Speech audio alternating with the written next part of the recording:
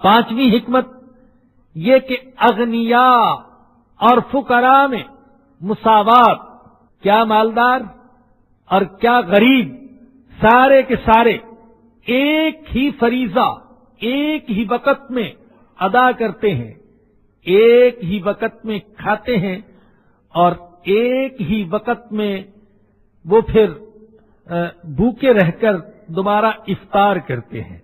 बिलखुसूस हरमैन शरीफैन में ये मंजर देखने को मिलता है, इसलिए कि वहां हरम के अंदर रोजा खोलने का रवाज है। वहां के लोग इफ्तार के लिए बेपनाह इंतजाम करते हैं। एक एक शख्स सैकड़ों और हजारों के लिए मस्जिद हराम भी इफ्तार के वक़्त भरी होती है और मस्जिद नबवी भी भरी होती है। दस्तरखानों पर सब बैठे, क्या अमीर और क्या गरीब।